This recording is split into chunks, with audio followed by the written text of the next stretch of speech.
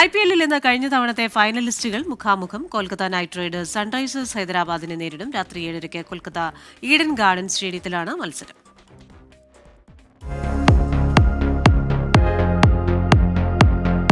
കഴിഞ്ഞ സീസണിൽ ഏറ്റവും കുറവ് തോൽവികൾ നേരിട്ട ടീമുകളാണ് കൊൽക്കത്ത നൈറ്റ് റൈഡേഴ്സും സൺറൈസേഴ്സ് ഹൈദരാബാദും.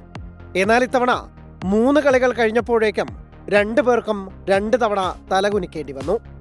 ചാമ്പ്യന്മാരായ കൊൽക്കത്ത ബംഗളൂരുവിനോടും മുംബൈയോടും തോറ്റപ്പോൾ ജയിക്കാനായത് രാജസ്ഥാനോട് മാത്രം. ആദ്യ മത്സരത്തിൽ രാജസ്ഥാനെ തോൽപ്പിച്ചു തുടങ്ങിയ ഹൈദരാബാദ് ലക്നൌവിനോടും ഡൽഹിയോടും നനഞ്ഞ പടക്കങ്ങളായി.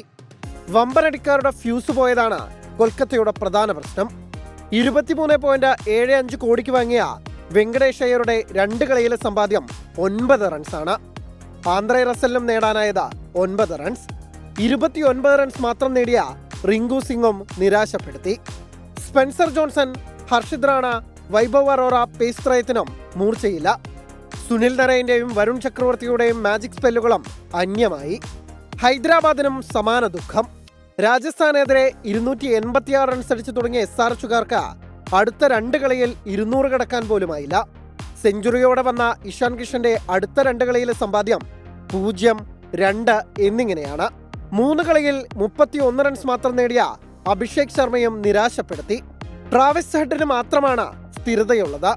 ബൗളിംഗ് നിരയുടെ കാര്യമാണ് അങ്ങേയറ്റം കഷ്ടം. മുഹമ്മദ് ഷമിയുടെ ഇക്കണോമി 3 കളികളും 10-ന് മുകളിലാണ്. നായകൻ പാറ്റ് കമ്മിൻസും ആവോളം തല്ലുവാങ്ങിക്കൂട്ടുന്നു. കഴിഞ്ഞ തവണത്തെ ഫൈനലിസ്റ്റുകൾ ഈ നില തുടർന്നാൽ ഇത്തവണ പ്ലേ ഓഫ് കടക്കുക പോലും പ്രയാസമാകും. Sports desk 24.